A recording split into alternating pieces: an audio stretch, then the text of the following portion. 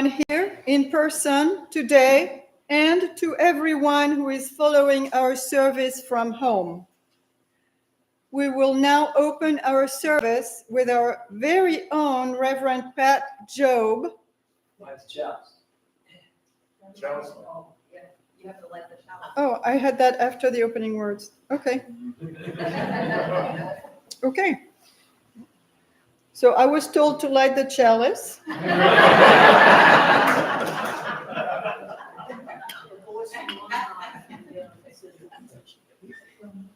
So please join me in saying our chalice lighting words. They are in your order of service.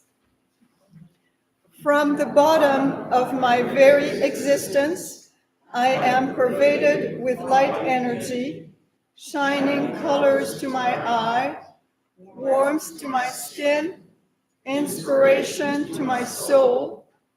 In this unity of creative sparks and sparkling creation, life unfolds. Let us open our senses to the light within and around us, and send it out with shining examples into the world. So Anna Jarvis, who was the founder of Mother's Day in the United States, wrote those words. And she was inspired by her own mother's efforts to promote peace and harmony during the Civil War.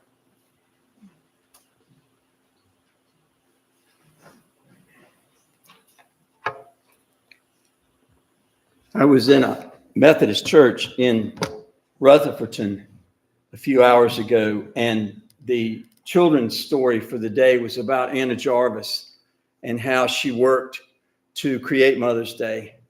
And the woman who told the story was completely wrong. I was so tempted to correct her, but then I felt like I might get thrown out. Anna and her mother were huge impetus to the creation of Mother's Day, as was Julia Ward Howe, who was the Unitarian who wrote the Battle Hymn of the Republic. But they were all doing this work to hope that mothers and sisters and wives and daughters would encourage their menfolk not to fight wars. And the fact that the candy industry and the flower industry and the restaurant people took over Mother's Day was so offensive to Anna Jarvis that she actually lobbied that the holiday be taken off the calendar. She was embarrassed at what Mother's Day had become. Our opening words come from Norbert Capek, who created the flower communion. It is worthwhile to live and fight courageously for sacred ideas. Oh, blow ye evil winds into my body's fire, my soul you'll never unravel. Even though disappointed 1,000 times, or fallen in the fight and everything would worthless seem, I have lived amidst eternity. Be grateful, my soul. My life was worth living. He who was pressed from all sides, but remained victorious in spirit, is welcomed into the choir of heroes. He who overcame the fetters, giving wings to his mind, is entering into the golden age of the victorious.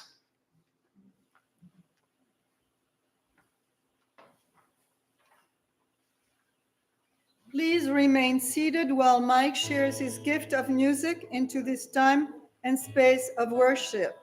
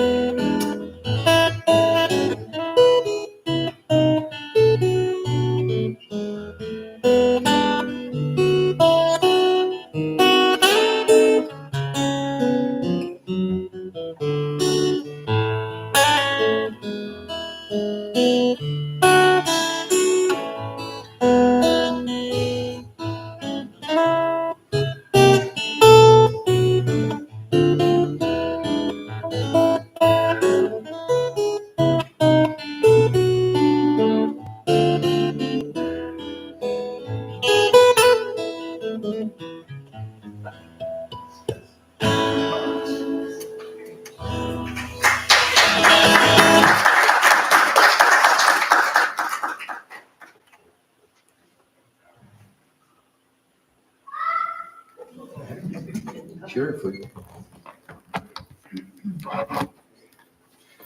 I need to apologize. The original plan was that the kids would be in here with us, and we provided them with coloring books and crayons. The coloring books and crayons have now held their attention for about 5 minutes. Thank goodness Kat is leaping into action to deal with the present chaos. And I can say to Veronique, as a member of our education committee, we will never do this again. I trust you can indulge me for just a few seconds to talk about myself. Ministers often do talk about ourselves, and it can be about as engaging as watching paint dry. Today, we are thinking about the flower communion, and that requires us to think about each other. So take a few seconds to listen to me talk about my own journey. There are no words. Wasn't that a neat trick? I said I was going to talk about myself, and then when I finally got around to it, I had to admit there are no words. It's what makes writing sermons and delivering sermons such a challenge. As close as we might get by using words like justice, shared humanity, generosity, kindness to strangers, social issues, finally it comes down to no words. In truth, that can set us free is beyond articulating. I get as close as I can, but my wordy column writing, book writing, radio commentary writing, sermon writing world gets only close.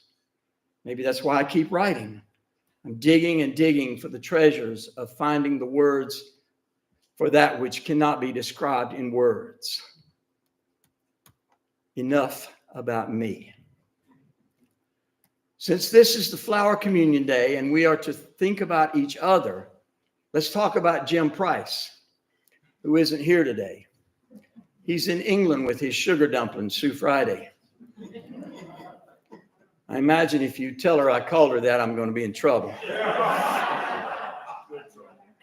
I know none of you as well as I would like to, but I know a lot about Jim Price. He is generous, kind, deeply respectful of others, and has a wonderful sense of humor. I know some of you missed his award-winning Toastmaster speech when he told tales of his time in the National Basketball Association.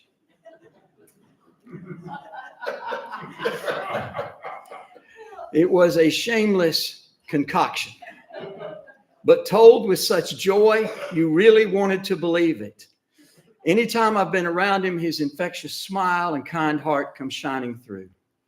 He likes building dog fences, which means he likes Alan and Claudia Perkinson, and they, like him, they're not here today. They're off on a traveling adventure. Isn't it interesting to note how full the house is, and I'm talking about people who weren't here? I'll get around to the rest of you.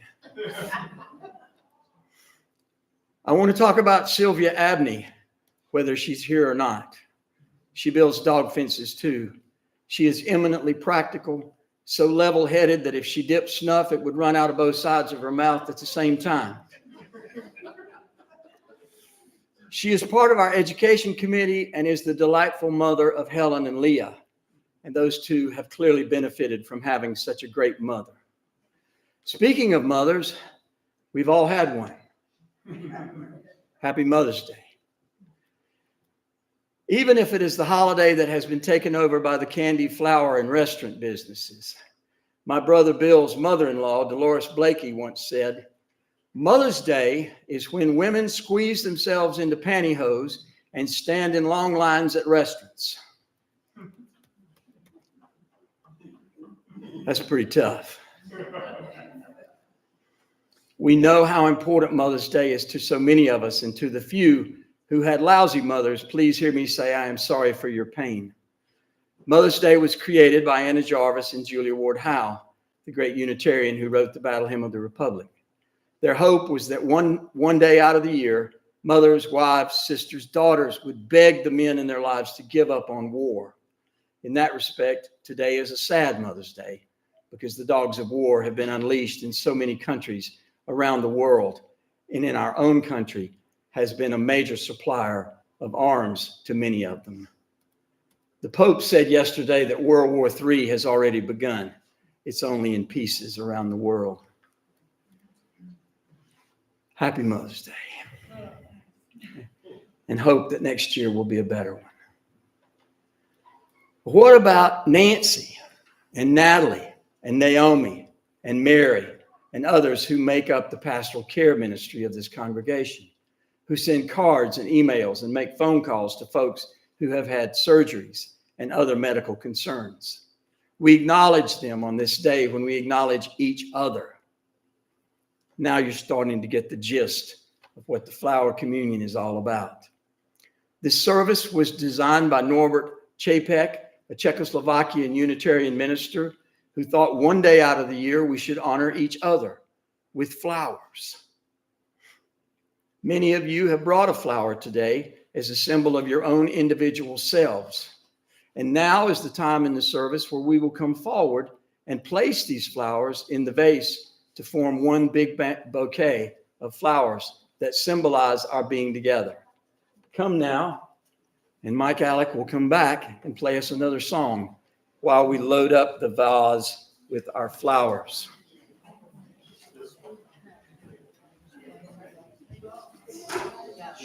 Sure.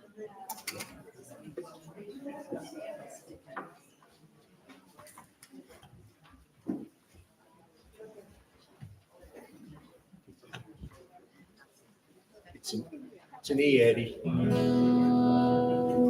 You can't play the game, act out the part.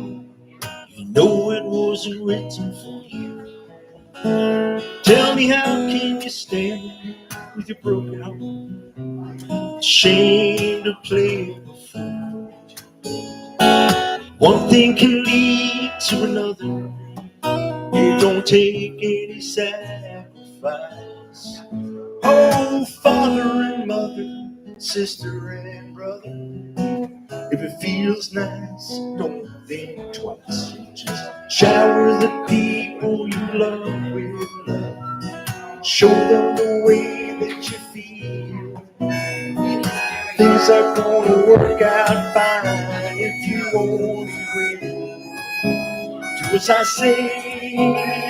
Shower the people you love with love.